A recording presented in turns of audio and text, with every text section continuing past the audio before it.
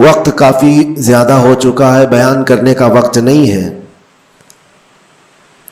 اب جماعت کا وقت قریب ہو چکا ہے۔ چونکہ میں کافی دور سے آپ کے پاس آیا اور بیچ میں ٹریفک کے مسائل بہت زیادہ تھے، بہرکیف ہمارے حصے میں آج کے دن جتنا بھی وقت یہاں اللہ نے لکھا ہے اتنا ہم گزار کر کے جائیں گے انشاءاللہ۔ بس ایک بات عرض کرنا چاہوں گا کہ آج 15ویں شعبان المعظم ہے۔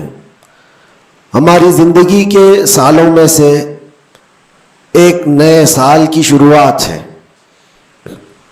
حدیث پاک میں ملتا ہے کل کی رات اللہ تعالیٰ فرشتوں کو سارے معاملات تقسیم کر دیتا ہے، بندوں کے متعلق کیا کیا چیزیں سال بھر میں ہونے والی، اور فرشتوں کو سارے احکام بتا دیے جاتے ہیں۔ اس میں سے بسا اوقات ایسا ہوتا ہے کہ کسی کی موت لکھی گئی ہوئی ہوتی ہے اس سال، لیکن وہ بندہ شادی کی تیاریوں میں مصروف ہے۔ کسی کے 2 مہینے 3 مہینے کے بعد زندگی کے خاتمے کا عنوان لکھا گیا ہوگا، لیکن وہ اپنے بزنس پلان کر رہا ہوگا، وہ سفر کی تیاریاں کر رہا ہوگا۔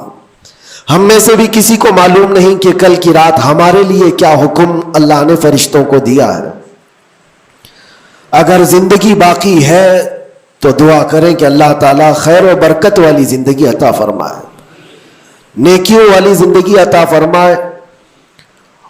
اور ایک اہم بات جو آج سب جگہ گردش کر رہی ہوتی ہے، سرکولر ہوتی ہے، وہ یہ ہے کہ ہر بندہ اپنے اپنی غلطیوں کی معافی دوسرے سے مانگ رہا ہوتا ہے۔ اور یہ اس لیے بھی ہے کہ سب نے شاید یہ حدیث سنی ہوگی کہ ان بڑی راتوں میں اللہ تبارک و تعالی سارے بڑے گناہوں کو معاف کر دیتا ہے، لیکن چند لوگ ایسے ہیں جو ان راتوں میں بھی معاف نہیں ہوتے۔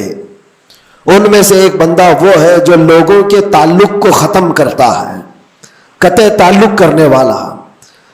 بھائیوں میں نفرت ہے، بھائی اور بہن میں نفرت ہے، باپ اور بیٹے میں نفرت ہے، رشتہ داریوں کو توڑا ہوا آدمی، اس کے لیے بھی کہا گیا اس رات میں اس کی بھی بخشش نہیں ہے۔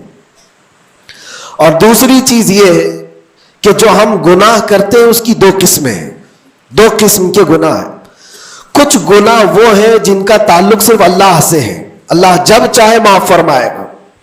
شراب پیا، زنا کیا، غلط کاریاں کیا، جھوٹ بولا ہے، یہ سارے گناہ وہ ہیں جس کی معافی اللہ سے ڈائریکٹ کی لی جائے گی۔ اس کو کہتے ہیں حقوق اللہ۔ اللہ تعالیٰ کریم ہے، اکرم الاکرمین ہے، جب چاہے اپنے بندوں کو معاف فرما دے۔ لیکن کچھ گناہ ایسے ہیں جن کا تعلق بندوں سے ہے۔ کسی کا مال ہڑپ لیا ہے، کسی کا حصہ دبا لیا ہے، کسی کو گالی دیا ہے، کسی کو مارا ہے، یہ سارے وہ گناہ ہیں جن کا تعلق بندوں سے ہے، ان کو حقوق العباد کہا جاتا ہے۔ اور یہ گناہ زیادہ ڈینجر ہے، حقوق اللہ سے زیادہ ڈینجر حقوق العباد ہے، کیونکہ حدیث پاک میں ہے اللہ سے متعلق جو گناہ ہے وہ رب تعالیٰ جب چاہے معاف فرمائے گا، لیکن جو بندوں سے ریلیٹڈ ہے اللہ فرماتا ہے جب تک بندہ بندے کو معاف نہیں کرتا اللہ نہیں معاف فرمائے گا، اللہ معاف نہیں فرمائے گا۔ حضور پاک صلی اللہ تعالیٰ علیہ وسلم نے صحابہ سے پوچھا سب سے غریب آدمی کون ہے، تم جانتے ہو؟ سب سے مفلس آدمی کون ہے؟ حضور صلی اللہ علیہ وسلم نے صحابہ سے پوچھا تو صحابہ نے کہا اللہ کے نبی زیادہ جانتے ہیں۔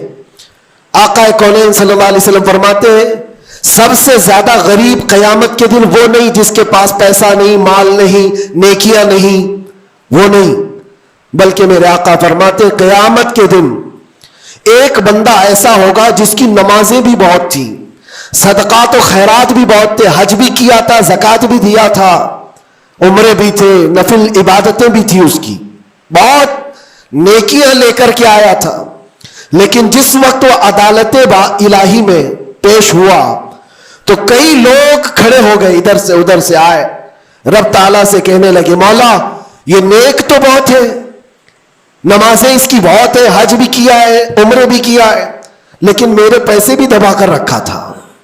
کوئی کہتا ہے کہ مولا میرا حق اس کے اوپر بنتا ہے، اس نے مجھے گالی دی تھی. کوئی کہتا ہے کہ مولا میرا بھی حق بنتا ہے، اس نے مجھے مارا تھا. کوئی کہتا ہے مولا میرا بھی حق بنتا ہے، اس نے میرے پیٹھ پیچھے مجھ سے چغلی کی تھی اور لڑانے کی کوشش کی تھی، میرا حق بنتا ہے اس پر.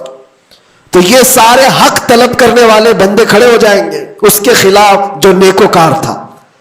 اللہ تعالیٰ فرماتا ہے تم لوگوں کو اس سے کیا چاہیے؟ سارے بندے کہتے ہیں مولا ہم تو گنہگار ہیں، نیکیوں کی کمی ہے، اس کے پاس نیکیاں زیادہ ہے، اس کی نیکیاں ہمیں دلا دے. اب عدالت الہی کا یہ فیصلہ سنو. اللہ فرشتوں کو حکم دیتا ہے اس کے پاس جتنی نیکیاں ہیں وہ ان سب میں تقسیم کرو. جتنوں کا حق اس نے دبا رکھا ہے سب میں اس کی نیکیاں بانٹی جائیں. جب فرشتے اس کی نیکیاں نکال کر تقسیم کر رہے تھے، نیکیاں اس کی پوری ختم ہو گئی، حقداروں کا بھی حق پورا ہوا نہیں، کچھ اور بھی باقی رہ گئے تھے.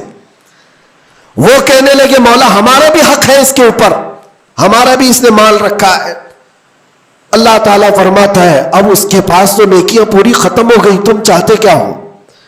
وہ گنہگار تھے، وہ کہتے مولا ہم یہ چاہتے ہیں کہ ہمارے گناہ اٹھا کر کے اس پر ڈال دیں، ہمارا بوجھ تو کم ہو جائے. حکم ہوگا رب تعالیٰ کا کہ اس کے اوپر ان کا حق بنتا ہے، لہذا ان کے گناہ اٹھا کر کے اس کے اوپر ڈالو. حدیث پاک میں میرے آقا فرماتے ہیں لے کے تو چلا تھا بہت ساری نیکیاں، لیکن وہاں سب بٹ گئی، الٹا دوسروں کے گناہ اپنے سر پر لے لیا اور سیدھے اس کو فرشتے جہنم میں لے کر جاتے ہیں. یہ قیامت کے دن کا سب سے مفلس آدمی ہے، سب سے غریب. اسی لیے اے لوگوں حقوق العباد میں کبھی گرفتار مت ہونا. دنیا میں کسی کا حق دبا کر مت رکھنا. کسی کو اگر تم نے اپنی زبان سے ایذا دیا ہے، تکلیف دی ہے، یا ہاتھ سے دیا ہے، یا کسی بھی طرح سے دیا ہے، تو قیامت کے دن اس کا حق لیا جائے گا، تمہیں اس کا حق دینا پڑے گا. اسی لیے شب برات آتی ہے تو سب لوگ ایک دوسرے سے معافی بھی مانگ لیتے ہیں. بندوں سے اگر تمہارا حق ہے تو بندوں سے معافی مانگ لو. اگر بندہ معاف کر دیا دنیا میں تو اللہ بھی معاف فرمائے گا، اللہ معاف فرمائے گا. لیکن معافی مانگنے کا ٹرینڈ آج واٹس ایپ اسٹیٹس بن گیا ہے. بہت آسان ہے اسٹیٹس پر رکھ دینے کا کہ میرے جس کے اوپر بھی حق بنتے ہیں میں نے ان کو معاف کیا، وہ مجھے معاف کر دیں. کسی کے پاس جانے کی ضرورت ہی نہیں، واٹس ایپ میں گھماتے رہ جاؤ. کیا اسی کو معافی مانگنا کہتے ہیں؟ معافی مانگنے میں آدمی کو جو انا ہے، جو تکبر ہے، جو شیطان اسے گھمنڈ دلاتا ہے، اسی توڑنے کے لیے تو اللہ نے معافی مانگنے کا حکم دیا ہے کہ جاؤ تم اپنے اس بندے سے معافی طلب کرو جس کے پاس جانے میں تمہیں شرم آ رہی ہے. اپنے نفس کو توڑو، اپنے انا کو ختم کرو، اپنے تکبر کو مارو. تمہاری بہن کا کوئی حق باقی تھا تو تم اگر یہ سوچتے ہو اس کے پاس کیسے جاؤں، وہ تو چھوٹی ہے، میں اتنا بڑا ہو گیا ہوں، کیا بہن سے بھی معافی مانگوں گا، میں چھوٹا ہو جاؤں گا. قدر کرو، آج تمہارے پاس وقت ہے. یہاں تھوڑی دیر کے لیے چھوٹا ہونا اچھی بات ہے. قیامت کے دن جب تمہارے گلے میں توق ڈال دیا جائے گا گناہوں کا تو اس وقت مدد کے لیے کوئی نہیں آ سکے گا. اس لیے میرے عزیزوں حقوق العباد میں گرفتار کبھی نہ ہونا. اللہ کے نبی صلی اللہ علیہ وسلم کے پاس ایک جنازہ آیا.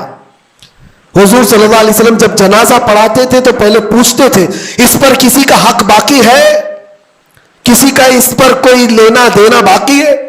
جنازہ صحابی کا ہے. جب جنازے کے پاس کھڑے تھے تو ایک صحابی آگے بڑھتے اور کہتے یا رسول اللہ 2 درہم میرے اس کے اوپر باقی ہے اور یہ مر گیا، دیا نہیں مجھ کو، 2 درہم قرضہ اس کے اوپر میرا باقی ہے. حضور پاک صلی اللہ علیہ وسلم نے کیا فرمایا جانتے؟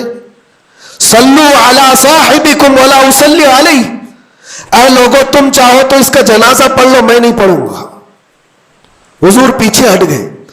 2 درہم کا صرف قرضہ باقی تھا جن کا انتقال ہوا اور حضور نے فرمایا میں جنازہ نہیں پڑھوں گا. سوچو آج 2 درہم کا بوجھ بھی کتنا بڑا ہوتا ہے. جنازہ رکھا ہے، حضور پیچھے ہٹ گئے. پھر ایک کوئی صحابی آگے بڑھتے اور کہتے یا رسول اللہ صلی اللہ علیہ وسلم، ان کی جانب سے ان کا قرضہ میں ادا کر دوں گا. حضور نے فرمایا کب تک ادا کرو گے؟ کہا کل کی مغرب سے پہلے میں ادا کر دوں گا. اللہ کے نبی نے ان سے وعدہ لیا اور اس کے بعد پھر اس صحابی کی نماز جنازہ پڑھائی. یہاں تو بہت سارے حقوق لے کر بیٹھے ہیں، وہ تو 2 درہم کی بات کر رہا ہوں. اسی لیے ہماری زندگی کا خاتمہ ہونے سے پہلے یہ حساب کتاب پہلے صاف کر لو.